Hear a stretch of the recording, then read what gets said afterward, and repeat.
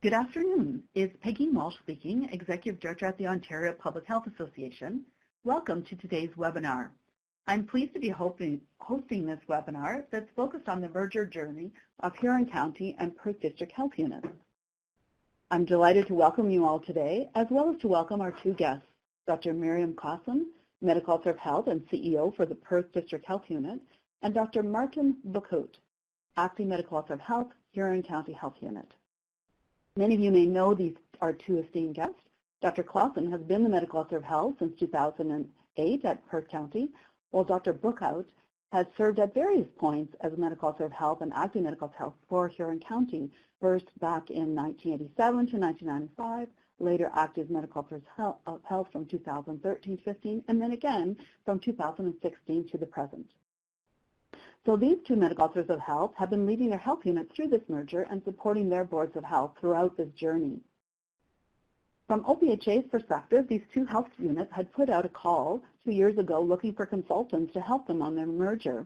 And I was very pleased to be invited by Lowbond Consulting Group, a company that specializes in nonprofit health and social sectors, to be part of their team. This work was aligned with OPHA's mission of strengthening public health and allowed us to further not only our mission, but share our expertise, as well as generate some funds to support OPHA's sustainability. So today we're going to have a chance to hear about the journey that these two health units have been on. You'll have a chance to hear about the approaches that were used, the challenges that were faced along the way, and many of the lessons learned. With the province now modernizing public health and looking at potential mergers, we thought it would be very timely to have our two guests share their experiences. So first, we hear from Dr. Buchhout and Dr. Klassen, and then we'll have 50 minutes at the end for participants to ask questions. Please note that your lines have been muted, so you'll have a chance to use the chat box to pose your questions. So feel free as they're talking to pose your written questions, and then we'll come back to it at the end of the presentation. So let's get underway and hear about the Huron-Perth merger story. Dr. Buchhout, please get us started. Thank you very much. Let's see if I can make this work. First slide, which you see, is why merge. And the similarities between Perth District Health Unit and Huron County Health Units are many and include both serve the same school boards, children's aid societies, and hospital associations. Both health units are small, mostly rural, and with stretched capacity, not uncommon for rural health units.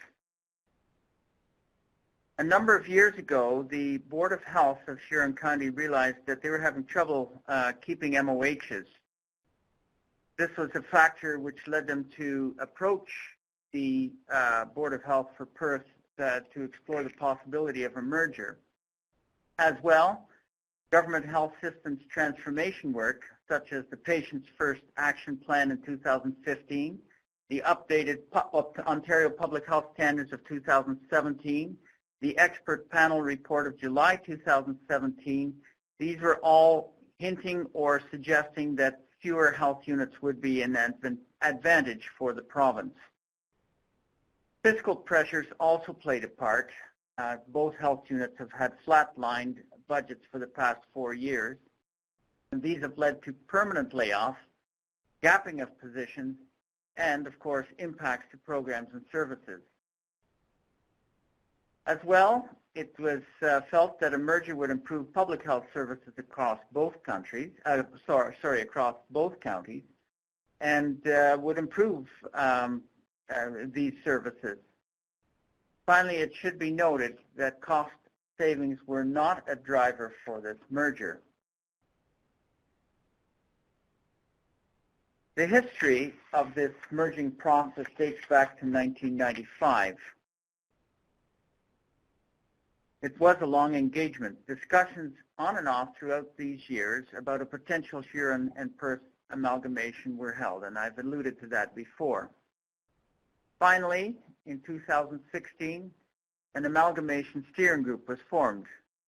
Once we received one-time funding from the Ministry of Health to produce a high-level work plan, we got going. The goal of the merger was to improve public health services in both Huron and Perth counties. We went through a process and eventually were able to hire Lowbond Consulting Group to do the necessary consulting work to do this. Their initial work was done and proved favorable to proceeding, and so we look forward to working with the ministry to get the necessary changes to enable us to get this done. And in December 2017, the provincial legislation was indeed changed with the changes to the Health Protection and Promotion Act, legally formalizing the merger as of the 1st of January this coming year, with a new agency to be called the Huron Perth Health Unit, and the working name, the Huron Perth Public Health. In the spring of last year, we started work with the transition team to oversee the merger. This included the medical officers of health of both health units, members of the boards of health, and senior staff from both health units. There was a bit of a pause.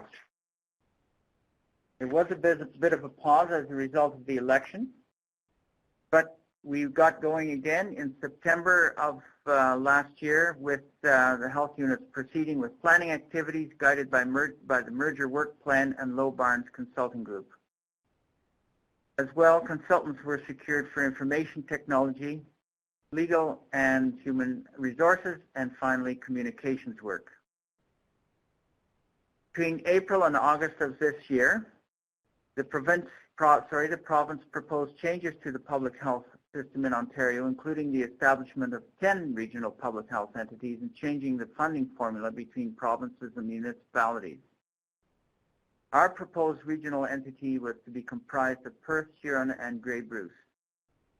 And we did get some additional one-time funding to allow us to continue and complete the merger. We did take advantage of the opportunity to speak with our local MPPs to make sure that they understood why it was a good idea to complete this process. Our merger activities continue at this time, and planning continues using established merger principles to prepare for the 1st of January of 2020. At this point, I'm going to turn it over to Dr. Klassen, my colleague, and she and I have both been working together on this process. Thanks, Dr. Bookout, and thank you to OPHA for this opportunity to share our experience. I wanted to start by sharing that our presentation is going to focus more on guiding principles and program work and less on the legal and technical steps, although we will touch on those too. I expect many of you will have seen some of the excellent presentations from Southwestern Public Health, and they have shared great information and lessons learned about those steps. And this leads me to an important point that is probably obvious to everyone. An amalgamation is a long process, and somewhere in the process is a legal switch.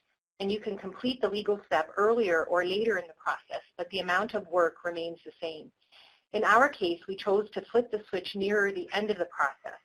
The reason for that is that our work plan laid out a path of 18 to 24 months, and our financial leads in both health units looked completely aghast at the prospect of a mid-year legal switch that would add great complexity to closing the books and audits and so forth.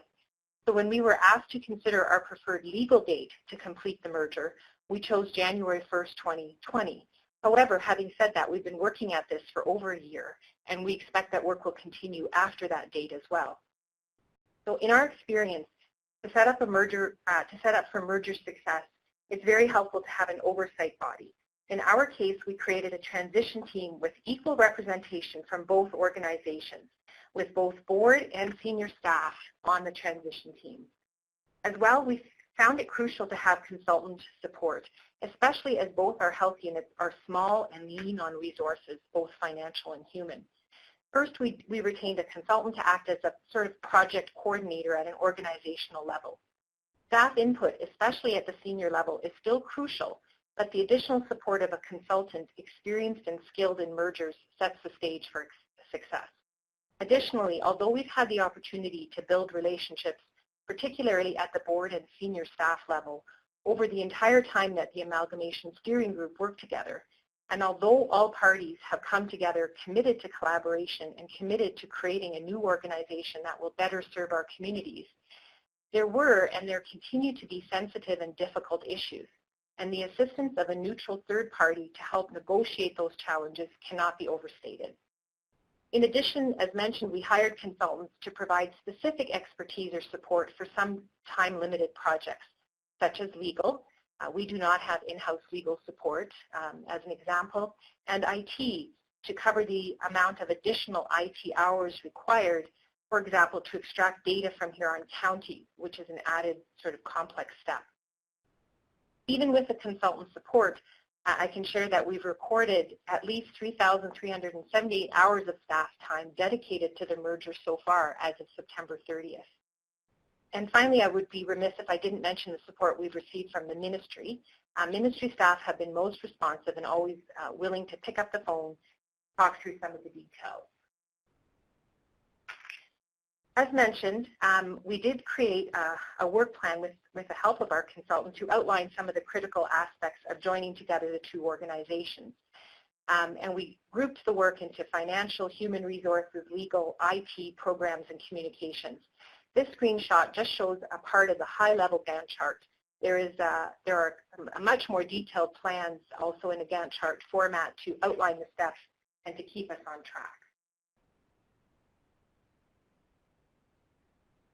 With regard to financial considerations, we did receive one-time funding support from the Ministry of Health to cover the costs, the one-time costs related to IT, legal, human resources, communications, costs that our health units would not have been able to cover out of their annual budgets. The new Huron Perth Public Health will receive a combined operating budget, and we've been working toward that in the past year. All decisions, including major purchases and new hires, have taken into account the needs of the new organization, and we've avoided any duplications. It's always been our plan to reinvest any savings realized back into the health unit to enhance capacity. That's the actual purpose of the original merger, and to improve programs and services in our community. Aside from the funding transitions taking place in public health funding at the provincial level at this time, we do not anticipate the Huron Perth merger in itself to contribute to an increase in annual global operating budget. Human resources considerations included some of the following. So we secured IT and legal expertise to support the extraction of Huron County Health Unit staff from the County of Huron. And we've referred to this a couple of times, and just to be clear, the Perth District Health Unit is a standalone independent health unit, whereas the Huron County Health Unit is more embedded into the county structure. We also have been working on union contracts. We've negotiated ONA, CUPE, and OPSU contracts at both health units over the last few cycles to get them as closely aligned as possible for January 1st, 2020. In terms of our organization chart, one of the first steps that we did in this whole process over a year ago was establish the organization chart at the management level in order to establish a combined leadership vision, and so that all staff could see how they fit in at a high level. So that, in other words, we all knew what we were working towards. Later, you'll see in the presentation, after the program working group has completed its work, we completed the rest of the organization chart. Finally, we began harmonizing our policies and procedures and tried to pick the best of both organizations. And hopefully we'll be ready January 1st with a lot of the new policies and procedures, certainly not all of them, but hopefully most of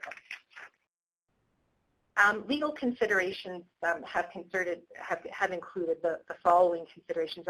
As I mentioned, we don't have in-house legal, so we secured someone who prepared a non-disclosure agreement between Huron County and PDHU, paving the way for other work. They also led the development of a merger agreement. We had to receive legal opinion regarding various aspects of the merger at times, facilities, employee letters, and I notice it says constructive dismissals. Please note there were no dismissals, constructive or otherwise, but it's just an example of the many considerations that come up. In this case, given our large geography, we were wondering about moving employees around and what could happen if the new organization required someone to move sites, and would that be constructive dismissal. The goal here is to be ready for the new entity. It happens anyway. It's in the Health Protection Promotion Act, so it happens as of January 1st, 2020, but we wanted all these other details to be ready for that date. With regard to information technology, we did hire an IT consultant to help us identify the needs across both organizations and execute the merging of our IT systems. So essentially, we created a plan, we purchased equipment, and we want to have it all ready and installed by January 1st, 2020. As mentioned a couple of times, extracting the staff from the Huron County IT system is a more complex process and requires more planning and work. Of note, our plan also included the installation of equipment across both sites to ensure connectivity to facilitate digital meetings and sharing of back office functions such as EPI and communications. We are anticipating, a need to communicate across a larger geography, and there will be, I think, some associated increased mileage costs, but we also want to facilitate these digital solutions as much as possible.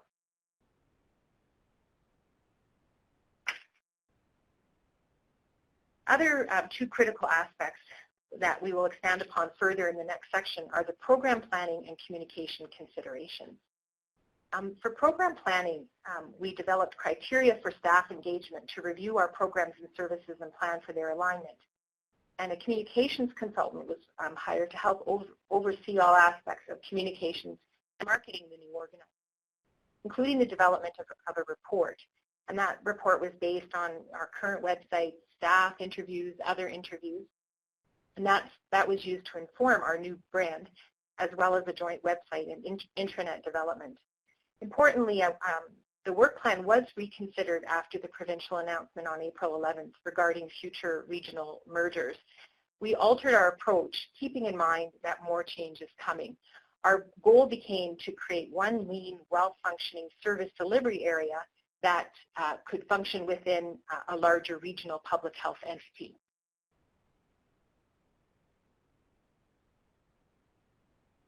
So now to the guiding principles, and we really spent a lot of time as a senior leadership team thinking about these principles to guide our merger. And we used best practices and evidence to develop these principles, including staff engagement, transformational leadership, change management, open, honest, timely communication, and our shared commitment to the goal of better together.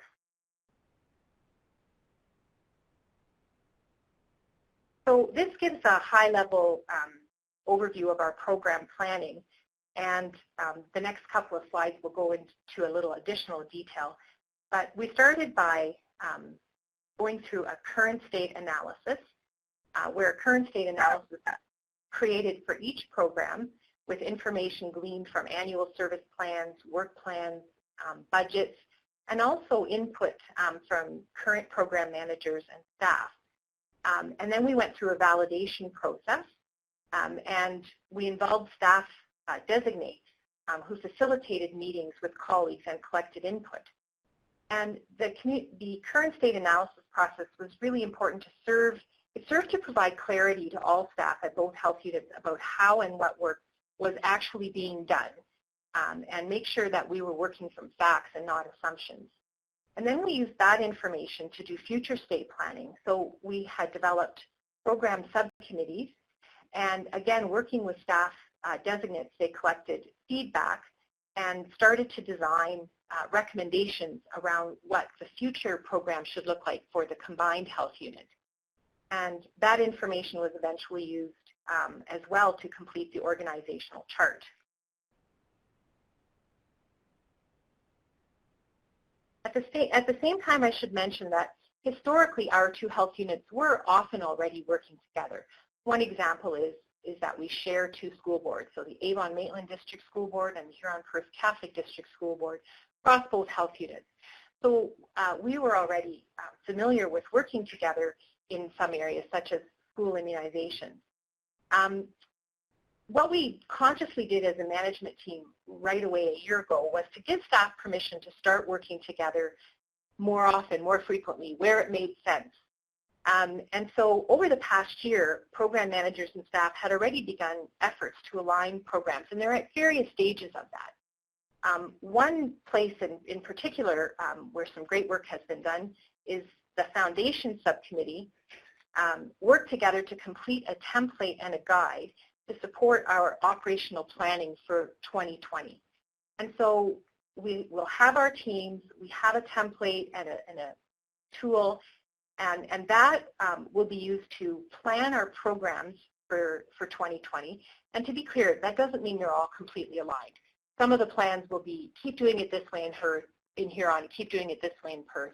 In some, they will already be more integrated. In some, we're going to evaluate, take this opportunity to evaluate before deciding what direction to go. But there will be one operational plan, and we'll use that as well to complete one annual service plan for 2020.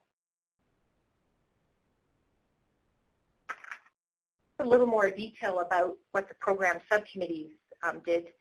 They were created with the staff designates, and the staff designates were selected based on interest, skills, experience, and workload.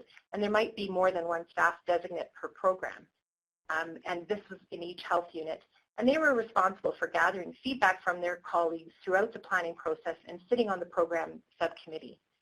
And so that was a unique process which actually took us a long time to settle on. But in the end, I think it worked very well. The senior leadership oversaw the program subcommittees.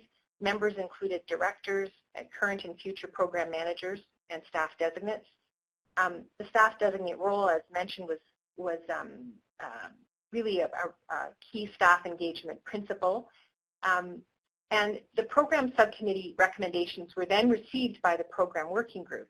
And the program working group used those recommendations to inform the final organizational chart design, which was presented to staff on October 21st.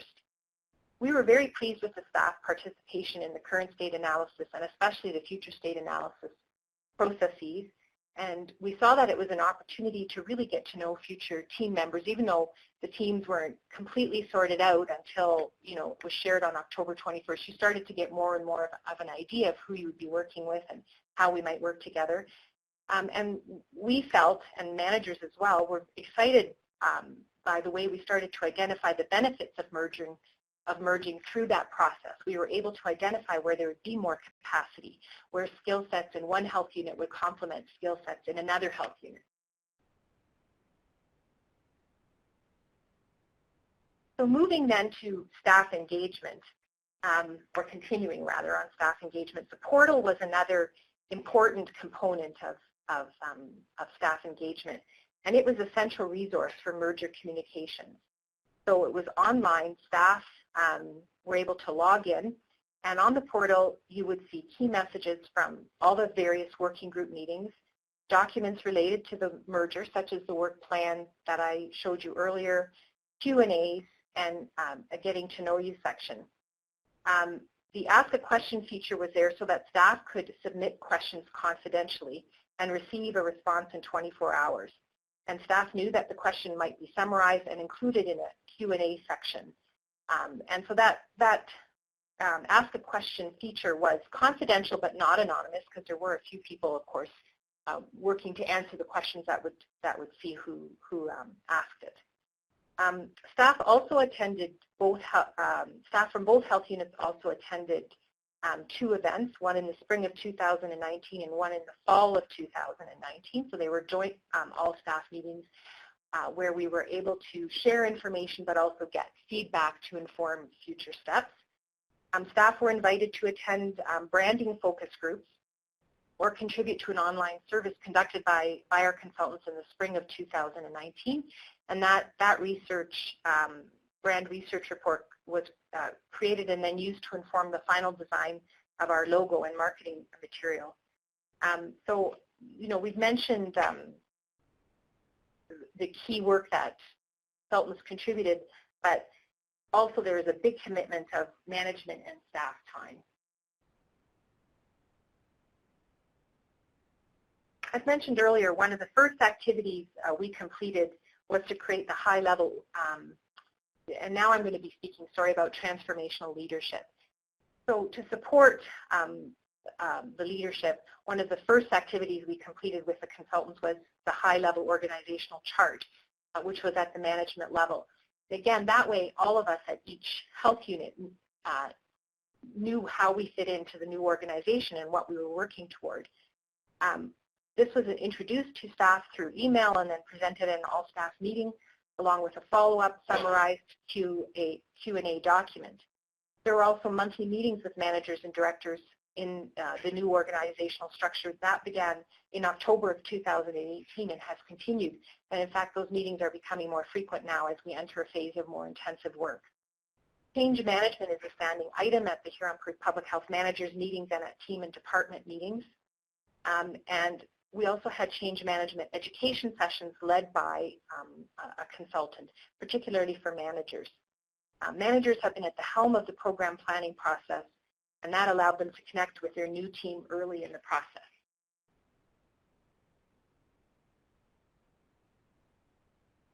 Over to you, Martin. Thanks very much, Miriam.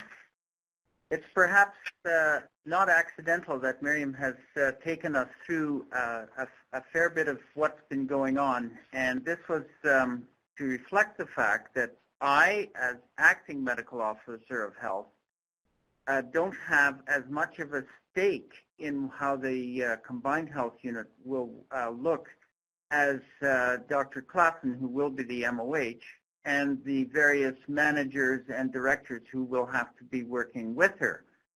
So I felt it important that I take a bit of a backseat on the discussions that have just been outlined by Miriam, precisely so that the fit for how all this will work would not necessarily involve comments by me, except if there was a problem. I would like to say that there haven't been very many problems at all, and it's gone very smoothly. It's been a process that's taken time, but I think the fact that that the team, the management team, has been able to work so effectively with Dr. Klassen and the consultants has resulted in a process which has worked quite smoothly. Now, as noted, there's a communications working group which is still ongoing and which was established once we got our one-time funding.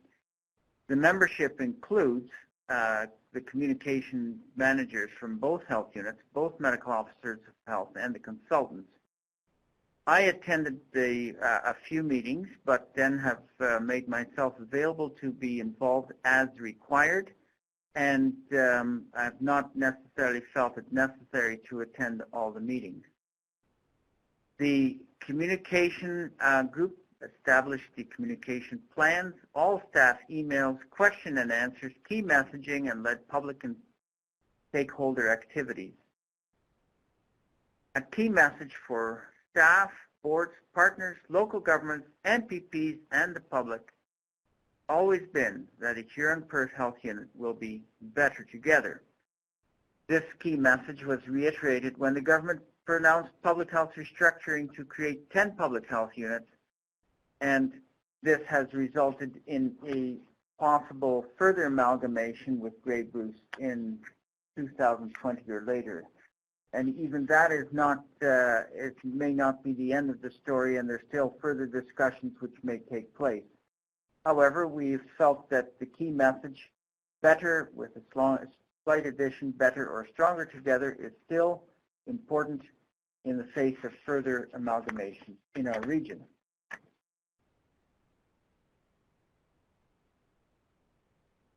The next slide has as a headline the need for open, honest, timely communications, and this is extremely important.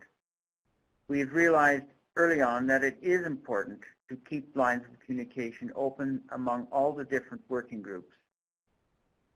The key messages were created after each meeting and posted to the portal, and messages to staff and boards were always coordinated and sent out at the same time.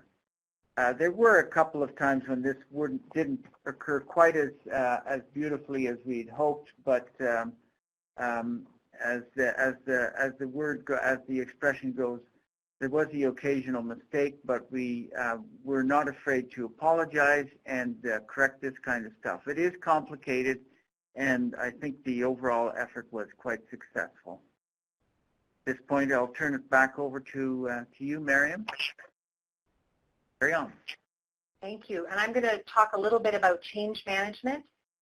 We identified this early on as a priority, and we used research evidence and principles associated with change management to inform our approach. We monitored staff acceptance of change through our online portal, the Ask a Question section, through all staff events, and it was a standing agenda item at team meetings, both in Huron and in Perth. It was also a standing agenda item at manager meetings. We developed question and answers to address concerns, and we were always looking for unanswered questions that we could add or communicate out.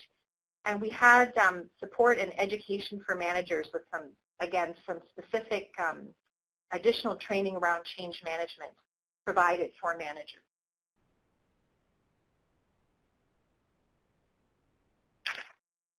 So that brings us close to the wedding day.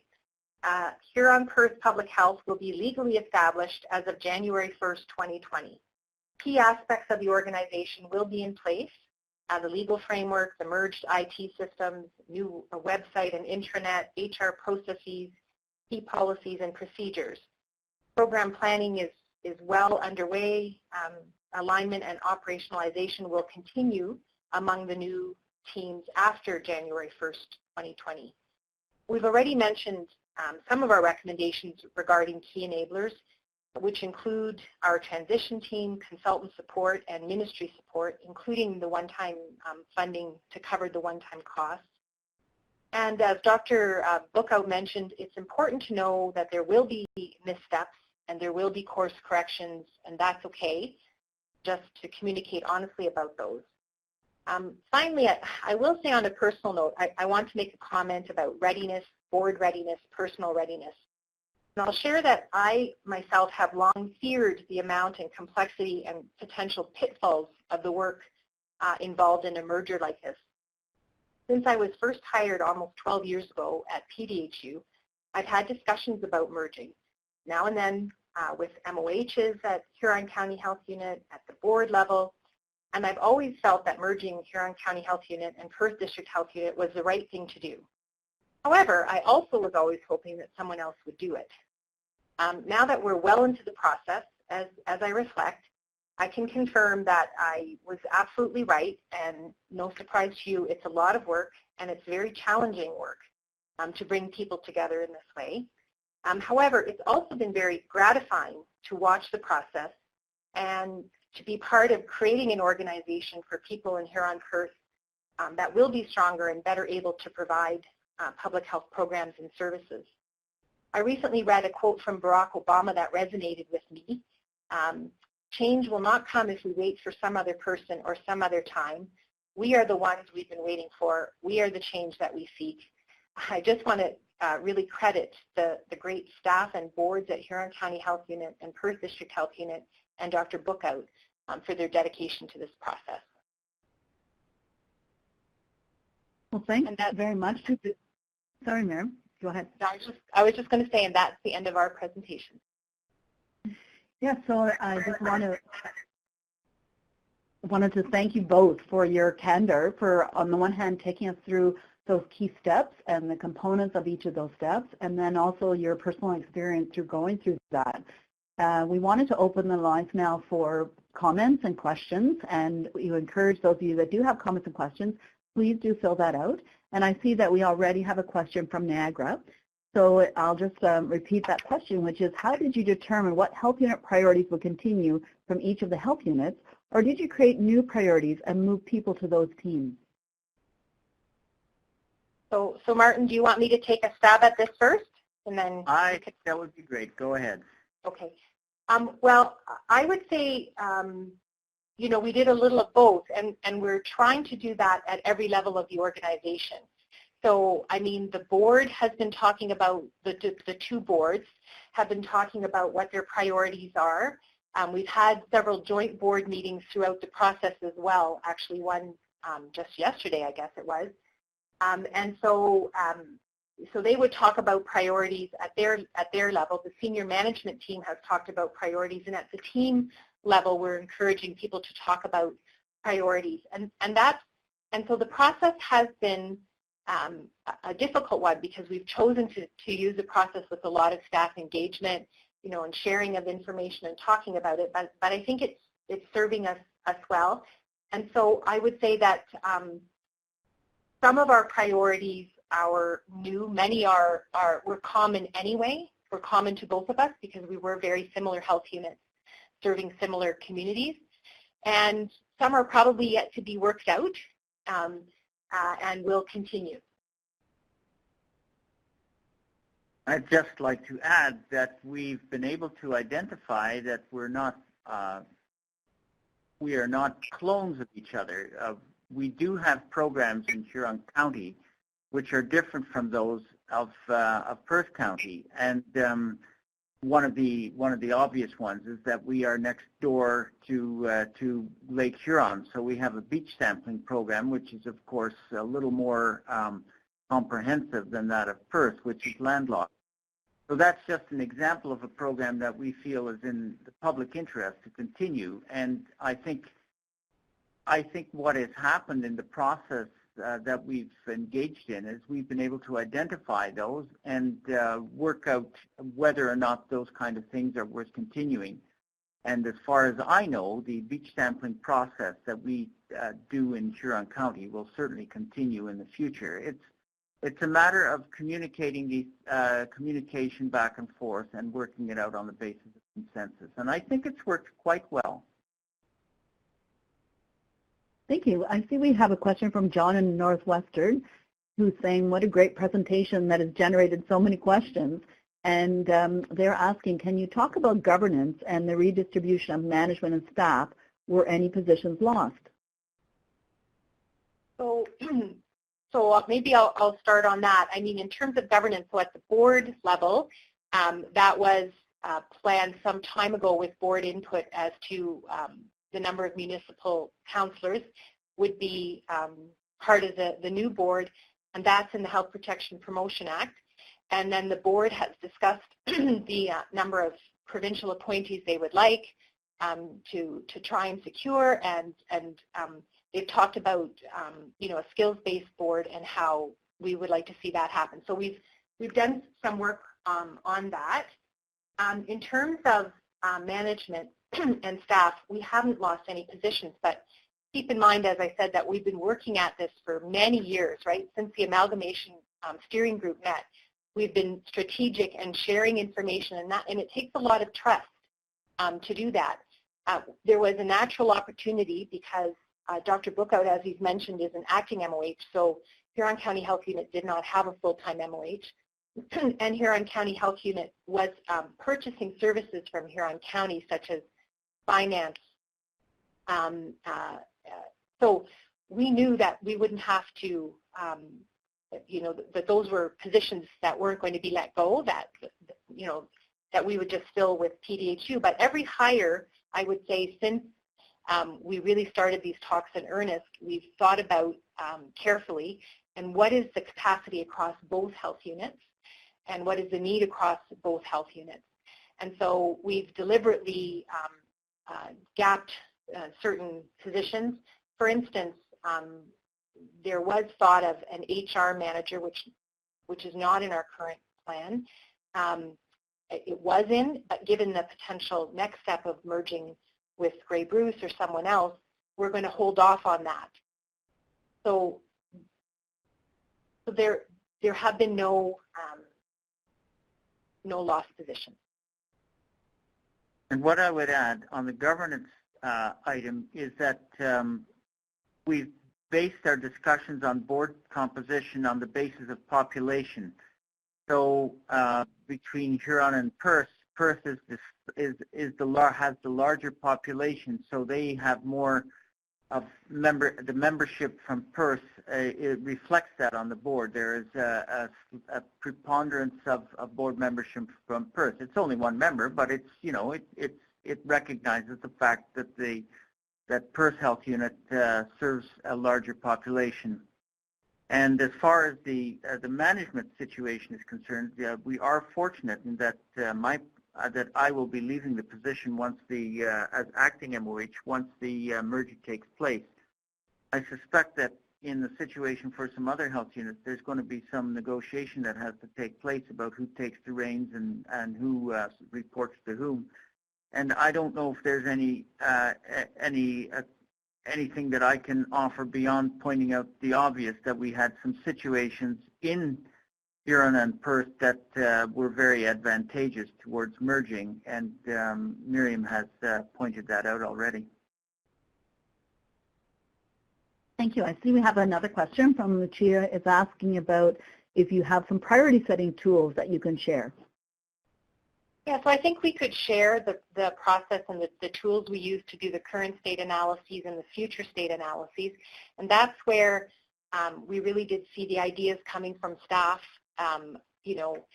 about program priorities. I'm assuming then that's what the question is about. And May is offering her congratulations for the braveness in tackling this change, and is wondering, how did you talk with different unions and settle with one with all staff? So we still have, to be clear, we still have several unions, right? So Perth and Huron each had ONA, OPHA, and CUPE. But again, our unions were very well aware that we were in merger talks as far back as 2016. So when we went through negotiations, we worked together to try and align where we could. And so we've managed to align our union contracts more and more with each set. They're quite close. They're not perfect, but we're hoping that eventually we can combine the two ONA, the two CUPE, the two OPSU. That would be ideal from our perspective, but we'll see how that goes. And I would simply add that in cases where there is a bit of a salary difference, say between, I don't know, let's use as an example a public health inspector in Perth as opposed to Huron.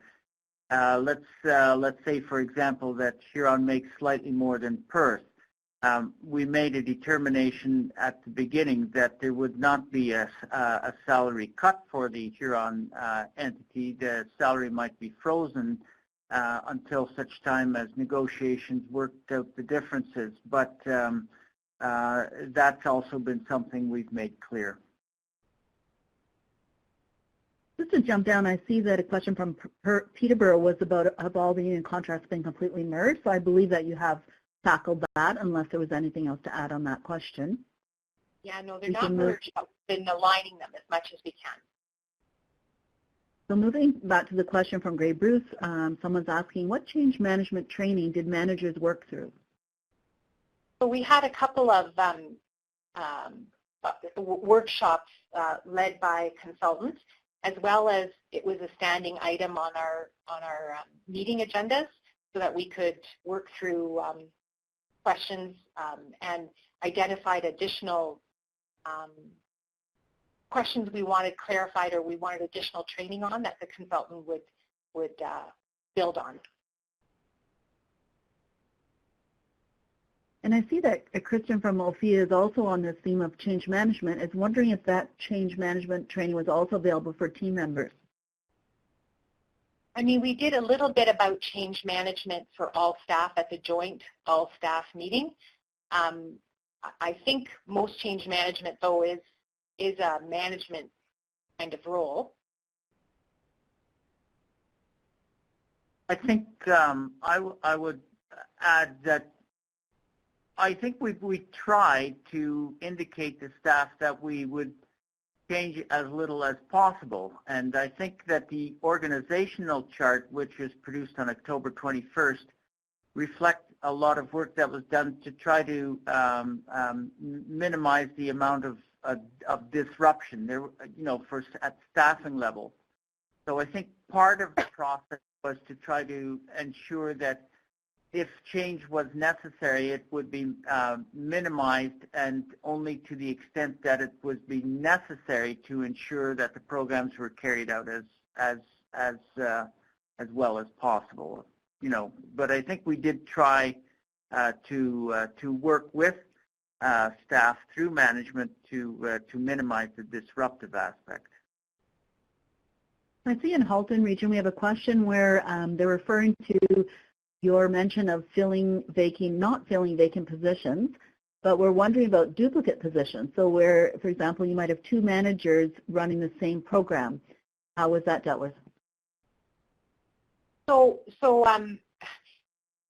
not going to sound like a very straightforward answer, but what I can tell you is that both management teams were lean, and so when we combined them, there are some managers who changed portfolios, and we'll even have to hire some additional because we were running so lean in anticipation of this merger.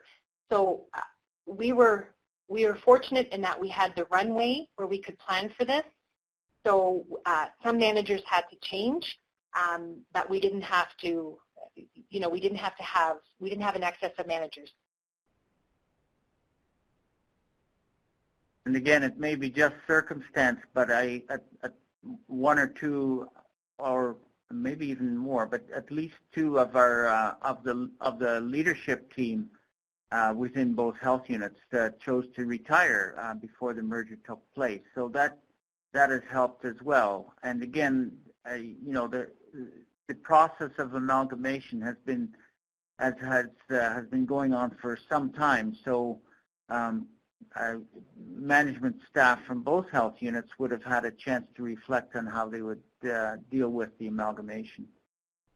Yeah, and I would build on that and say, for instance, when we were creating a new management organization, Dr. Bookout and I sought feedback from all the managers about what their preferences would be, what would be their first choice, their second choice, their third choice.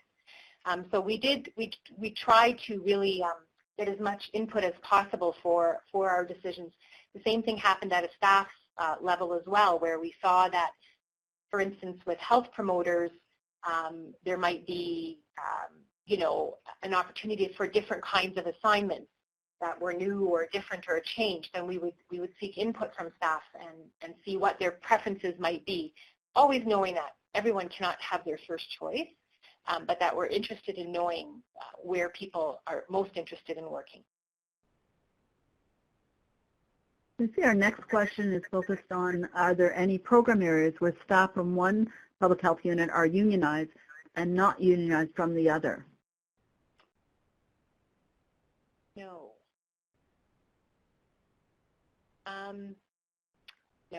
No, I'm sorry. Someone here is mentioning certain positions. There may be one or two people, but for the most part, no.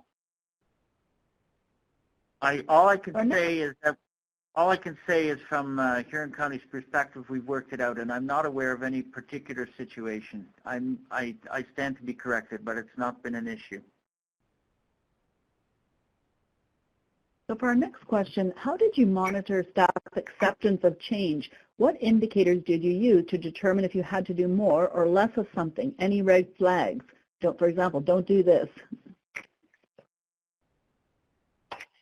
Well, we used team meetings and the Q&As, and sought staff feedback. So, if we were getting the same questions over and over again about something that we thought we'd communicated, obviously we hadn't, and we would look back at, what we communicated.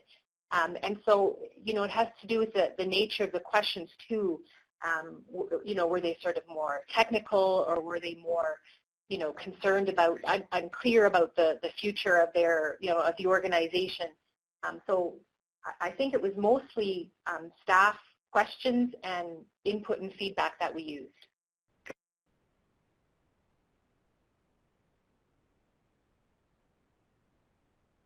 Anything to add, Margaret? I'm just trying to think. The only, in the kind of work that I've done in public health over the decades, I've never been embarrassed or avoided a situation where I can speak directly to staff in a general way. I think that's helped. try, and possibly not always successfully, to indicate that that we're working on something, or we don't have a full answer yet. But we have tried. We try to at least get people to I'm looking for opinions from staff right from them through the sometimes.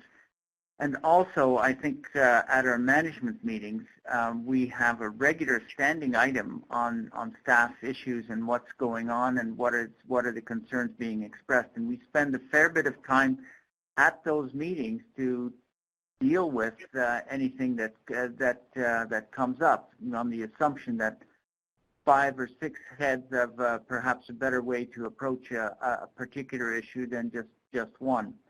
So I think speaking directly with staff in an informal way from time to time is useful, and looking for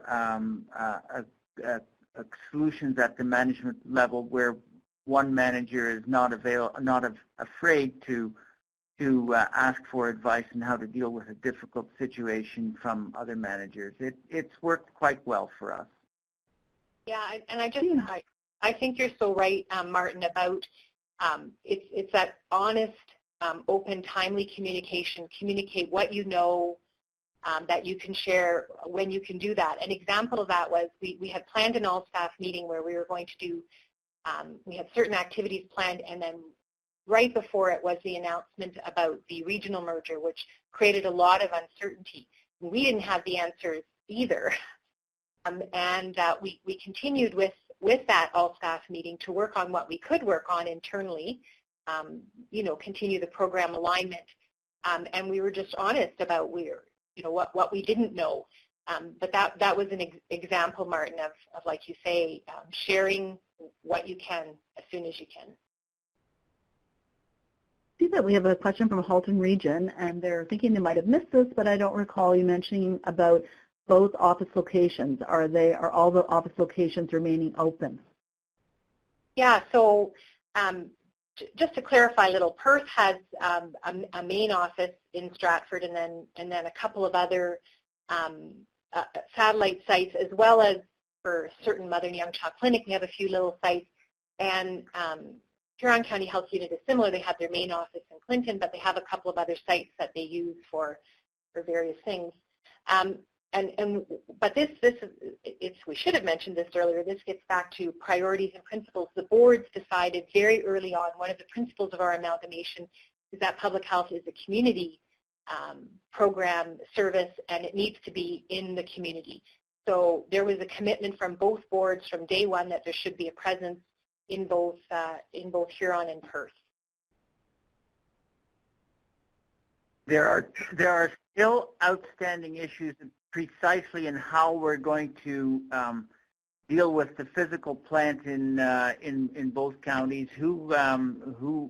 How the cost of running these entities is going to be divided up. But these are, I consider those housekeeping things. The principle that we're using, I think, is precisely as Miriam has indicated.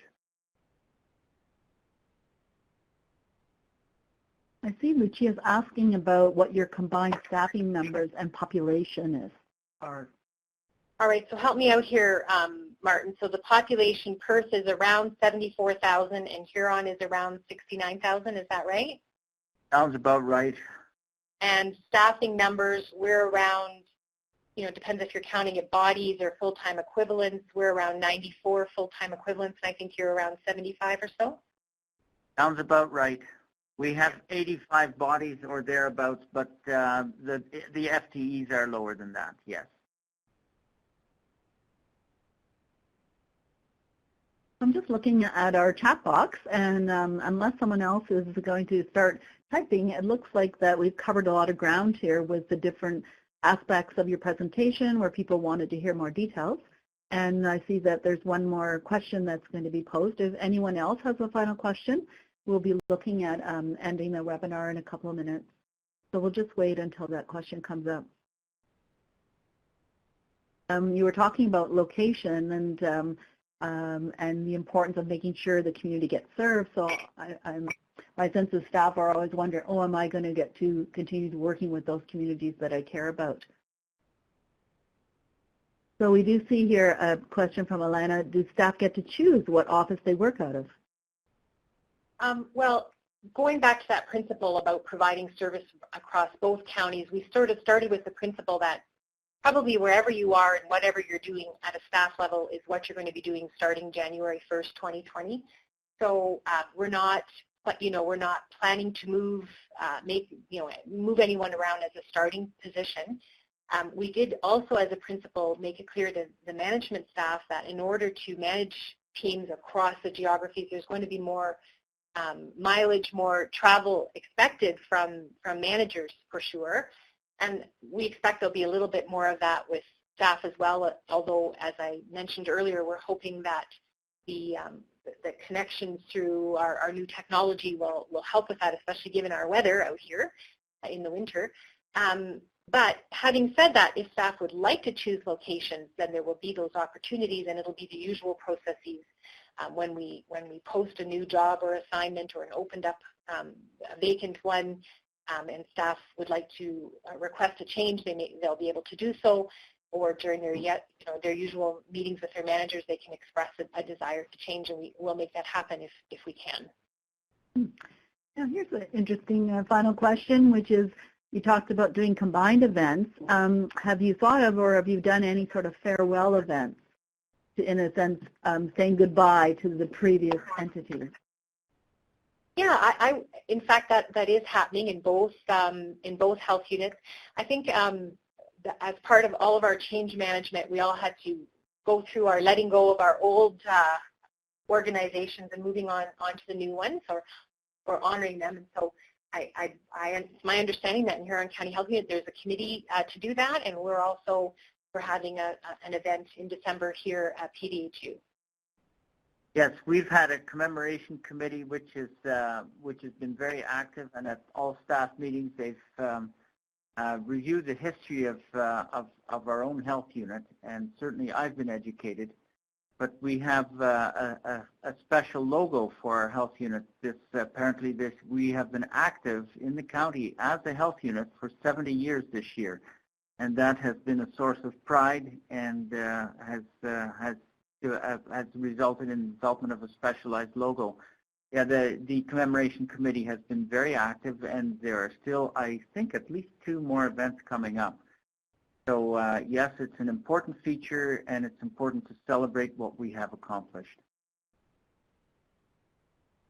Well, speaking of celebrating, you've talked about Together Stronger and honoring that past and bringing that forward into the future in terms of all the strengths, and at the same time strengthening that opportunity to serve the community.